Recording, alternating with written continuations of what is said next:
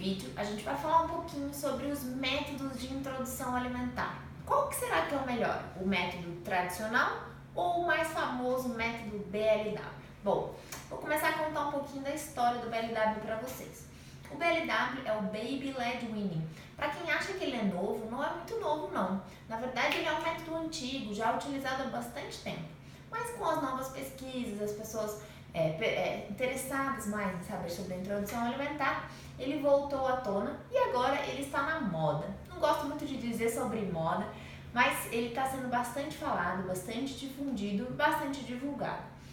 E o princípio do BLW, o Baby Led Weaning, é que a criança tenha autonomia para escolher a quantidade, o que ela vai comer, a hora que ela vai comer. Isso dá um pouquinho mais de autonomia para a criança. Então eu vou falar um pouquinho para vocês sobre as vantagens e as desvantagens de cada método e a gente vai falar sobre as novidades da introdução alimentar. Quando a gente pensa no método tradicional, a gente logo lembra daquela papinha toda misturada, às vezes batida no liquidificador, em que a criança não sente gosto individual dos alimentos.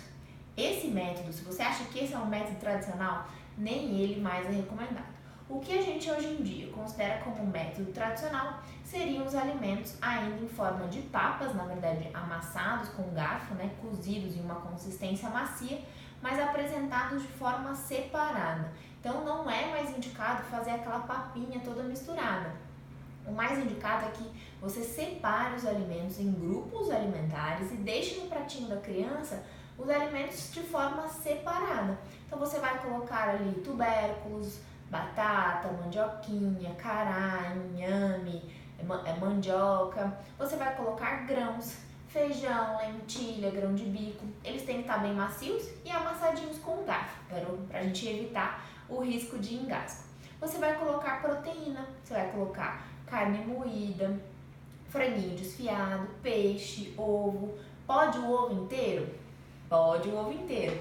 Não tem mais essa história de separar a clara da gema, não. Inclusive, a Sociedade Brasileira de Pediatria orienta que esses alimentos mais alergênicos, que são o ovo, os frutos do mar, algumas frutas bem específicas, castanhas, sejam introduzidos o quanto antes, porque isso evita o risco de alergia e não o contrário como a gente pensava. Então você vai incluir a proteína. Dá para fazer uma alimentação vegetariana ou vegana com proteína vegetal? Dá. Não vamos falar sobre isso agora, mas precisa de uma orientação específica. Então a proteína pode ser tanto de origem animal quanto de origem vegetal. Você vai incluir verduras e legumes, Você vai incluir brócolis, espinafre cozidinho, cenoura, abobrinha, abóbora, beterraba e 1 milhão de outras opções, De couve-flor de forma cozida, macia e amassadinha com garfo ou picadinha bem pequenininha para que a criança consiga comer. E você vai deixar todos esses alimentos de forma separada. Você nunca vai misturar numa papinha. Então a criança vai poder sentir individualmente a textura e o sabor desses alimentos. Esse é o que a gente considera o método tradicional. A vantagem dele, no comecinho da introdução alimentar, quando a criança ainda não consegue sozinha pegar com a colher e oferecer na boca, o adulto vai ter que fazer isso por ela. E muitas vezes a gente acaba conseguindo uma quantidade um pouquinho maior, talvez porque a gente não respeite tanto a autonomia e os sinais de saciedade do bebê. Então, uma vantagem que não é exatamente uma vantagem, que a gente consegue dar um pouquinho mais de quantidade de alimentos. A outra vantagem é que é um pouco mais fácil, faz menos sujeira, O BLW, já vou explicar para vocês, faz um pouquinho de sujeira a mais, então ele é um pouquinho mais prático de ser oferecido. Você pode congelar os alimentos já amassados ou cozidos e oferecer nas preparações. Já o BLW fica um pouquinho mais difícil de fazer isso, mas também é possível com alguns alimentos. E assim você pode fazer essa introdução alimentar no método tradicional. A partir do crescimento da criança, ali por volta dos 9 a 10 meses, você já vai aumentando a consistência dos alimentos. Então você vai deixar pedaços já maiores para que a criança exerça a musculatura da mandíbula, da boca, para que ela desenvolva a musculatura da fala, da mastigação, para que ela aprenda a lidar com a consistência, mesmo que ela não tenha dente. Muita gente pergunta, mas como é que meu filho vai mastigar se ele não tem dente? Eu vou explicar para vocês. A gengiva do bebê, se vocês notarem, ela é bem firme, ela é bem dura. Lá de baixo tem um monte de dentinho para nascer. Então, somente o atrito da gengiva uma na outra já é capaz de cortar e já é capaz de mastigar os alimentos. Não precisa então do dente. Então, não tem nenhuma necessidade de ter dentes para começar a introdução alimentar. Ela é perfeitamente viável para crianças que têm ali só a gengivinha dura e ela serve para cortar esses alimentos. Inclusive, no BLW a gente vê que isso acontece. Quando a criança engole alimentos grandes, pedaços maiores, ela consegue, com a gengiva, cortar esses pedaços em pequenos pedaços e engolir. Então, o BLW é um método em que a criança vai escolher o alimento que ela quer e esse alimento vai ser apresentado em formas inteiras, em pedaços maiores. Existe o BLW para crianças de 6 meses, de 6 meses até 8, 9 meses, em que a criança ainda não tem o movimento da pinça. Esses alimentos eles devem ser cortados em pedaços maiores para que a criança segure. Ela deve segurar o alimento assim. Então, por exemplo, a cenoura, a batata, o inhame, a mandioca, eles devem ser cortados em tiras maiores, mais grossinhas, e que a criança consiga pegar com a mãozinha para colocar na boca. As frutas também devem ser cortadas dessa maneira. Então, por exemplo, uma melancia, ela deve ser cortada em forma de triângulo, mantendo a casca de baixo, para que a criança segure na casca da melancia e consiga colocar na boca. A banana, por exemplo, você vai deixar um pedacinho da casca da banana para que a criança segure ali na casca e consiga roer com a gengiva o outro lado. Então, existem várias formas de cortes seguros. A maçã, por exemplo, ou todas essas frutas arredondadas um pouco mais duras, você vai cortar uma tampinha da maçã e você vai quadricular em pequenos pedacinhos até que eles fiquem bem pequenininhos e que a criança consiga roer. Você não vai dar frutas e verduras duras inteira porque a criança não vai conseguir comer. Mas você pode cortar bem quadradinho, depois eu vou colocar uma foto aqui para vocês entenderem como funcionam esses cortes seguros. Então, o método BLW é a apresentação de uma forma diferente do alimento. E qual que é a vantagem dessa apresentação? A principal vantagem que eu considero é a autonomia dos bebês. Os bebês passam a considerar a comida como uma diversão, como um momento prazeroso, porque eles conhecem o alimento, eles conhecem a textura, o cheiro, o sabor, o formato, e isso individualmente. Então, cada alimento na sua forma individual. E ele tem autonomia para comer a quantidade que ele quer. Muita mãe pergunta, doutora, mas como que eu vou saber se meu filho está comendo quantidade suficiente? Bom, a grande verdade é que no início da introdução alimentar, o propósito não é nutrir, né? Claro que o que ele conseguir comer, vai ingerir nutrientes, vai ingerir vitaminas, mas até 1 aninho de idade, a nossa principal fonte de energia, de alimentos, de vitaminas é o leite. Seja ele o leite materno, que é o que a gente preconiza como ideal, ou seja a fórmula. Então, até 1 ano de idade, não dá pra gente querer que a criança coma grandes quantidades, porque ela não vai comer, não é esse o objetivo. É claro que, assim, no começo da introdução alimentar, ali por volta dos 6 a 7 meses, essa criança vai explorar os alimentos. É muito comum que as crianças não comam grande quantidade, elas vão brincar, vão colocar na boca, vão cuspir um pouquinho, vão sentir aquele alimento, e isso faz parte da introdução alimentar. A partir ali do 8º, 9º mês, a criança já começa a ingerir quantidades um pouco maiores de alimentos, e aí é normal que as mães até percebam que a criança começa a mamar um pouco menos, porque ela realmente está se alimentando, está ingerindo quantidade de calorias suficiente para que ela precise mamar menos. Então, não existe essa preocupação no início da introdução alimentar de que criança tem que comer, ela tem que conhecer os alimentos, ela tem que explorar, ela tem que descobrir os novos sabores para que ela possa desenvolver um paladar saudável ali no futuro. Então, para mim, a grande vantagem do BLW é justamente essa autonomia.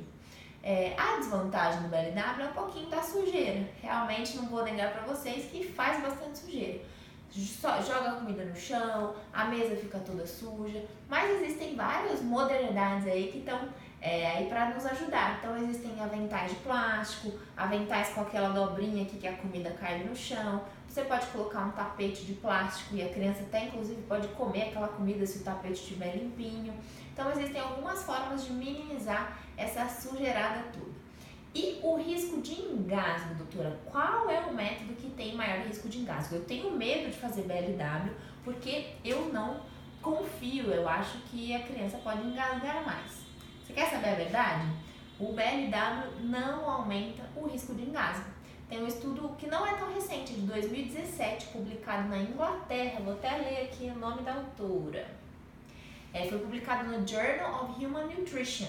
Foi publicado pela Amy Brown, é uma médica, que fez uma pesquisa comparando os dois métodos, comparando o método BLW com o método tradicional. Ela pegou aproximadamente umas 2.000 crianças, 1.150 crianças, e ela fez um questionário, aplicou um questionário e viu qual dessas crianças já tinha engasgado.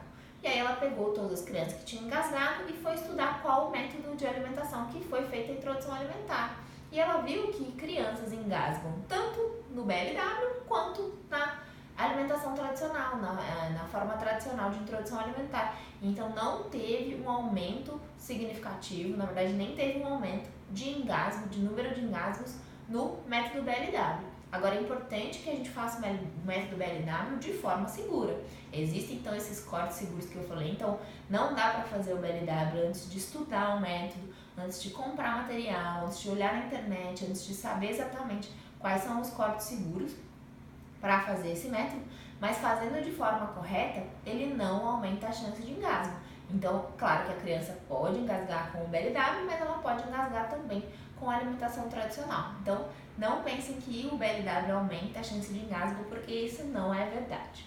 Outra coisa legal de comentar é que durante o método BLW, e do tradicional também, mas um pouco mais frequente no método BLW, é que as crianças apresentam um certo reflexo, que a gente chama de reflexo de gag.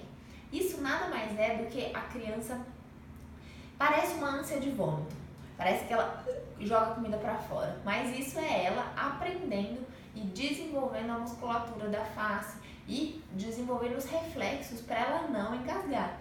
E esse reflexo de gag é absolutamente normal. Isso acontece na introdução tradicional também. Então a criança faz aquela ânsia, né? Coloca a linguinha para fora, às vezes joga o alimento para fora, mas isso na verdade é uma grande proteção. A criança está se protegendo de engasgar. E esse reflexo não leva ao engasgo. A criança não engasga quando tem esse reflexo. É absolutamente normal e faz parte do desenvolvimento. Claro que assusta um pouquinho a mãe, mas isso é muito comum e nenhuma criança engasga depois de fazer o reflexo de gag. Então é importante saber a diferença do engasgo para o reflexo de gag e saber que o reflexo de gag é absolutamente comum e esperado na introdução alimentar.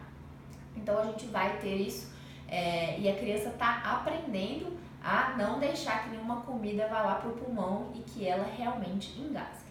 Então, falei um pouquinho aí dos dois métodos e para concluir, o que será que eu vou responder? Bom, eu não tenho uma resposta certa para dar, então não tenho um método melhor do que o outro. Tem um método que melhor se adapte à sua rotina, ao seu dia a dia e às suas habilidades na introdução alimentar. Muitas mães conseguem fazer um método misto, não tem problema nenhum, você não precisa fazer exclusivamente um ou exclusivamente o outro. Você pode oferecer o alimento mais amassado e dar um pedaço de comida para a criança segurar a mão, não tem problema nenhum. O importante é que você respeite os sinais de saciedade da criança, que você respeite que a criança vai brincar um pouquinho com a comida. Então não é feio colocar a comida na mão, não é feio brincar com a comida. Não estou falando de uma criança de 5 anos, estou falando de uma criança que acabou de iniciar a introdução alimentar e que está conhecendo esse mundo. Então, independente do método que você escolher, você tem que respeitar, dar esse espaço para a criança. Porque uma introdução alimentar feita de forma correta garante um sucesso de uma alimentação saudável na infância. E esse é o nosso grande objetivo, é que as crianças comam melhor do que elas comem hoje. Hoje em dia a gente tem uma grande epidemia de obesidade, uma grande epidemia de seletividade alimentar. As crianças comem arroz, feijão, batatinha frita e uma carninha. Elas não experimentam alimentos novos, elas comem alimentos industrializados, cheios de açúcares, e é isso que a gente luta para que não aconteça. Então, para que isso não seja uma realidade nas nossas crianças, a gente tem que trabalhar principalmente na época de introdução alimentar. Então, seja ele qual for o método que você escolher, estude bastante, converse com o seu pediatra, leia a respeito dos métodos, leia a forma mais correta de apresentar os alimentos e se divirta, porque é uma fase muito gostosa. É uma delícia ver criança comer, né? Dá uma satisfação, um prazer enorme quando a gente consegue alimentar os nossos filhos. Quando eu tô na UTI, principalmente, cuidando das crianças, um dos grandes sinais de que elas melhoraram, de que elas estão bem, é quando elas começam a comer. E isso dá uma alegria muito grande para nós que estamos cuidando das crianças que estão graves lá na UTI. Então é uma grande satisfação quando as crianças têm apetite, têm fome e conseguem se alimentar. Então, esse foi um pouquinho, esse vídeo foi para contar um pouquinho para vocês sobre a diferença dos métodos, falar vantagens e desvantagens de cada um deles. E aí você, junto com o seu pediatra, junto com o pai da criança, com o seu companheiro, companheira, junto com quem vai te ajudar nessa jornada de introdução alimentar, deve conversar e definir quais métodos vocês vão utilizar para a introdução alimentar. Se você gostou desse vídeo, aperta um like aqui. Deixa um comentário pra gente, veja o que você gostou, o que não gostou, o que faltou. Se você não gostou também não tem problema, mas deixa aqui um feedback pra gente saber e pra gente melhorar os próximos vídeos. Se você ainda não se inscreveu no nosso canal do Criando Sem Crise, aperta aqui no botão de se inscrever e aperta no sininho, que você vai receber uma notificação de quando os próximos vídeos entram no ar. Esse foi o vídeo então sobre introdução alimentar. Eu sou a doutora Mariana do Criando Sem Crise. Até a próxima, um grande beijo!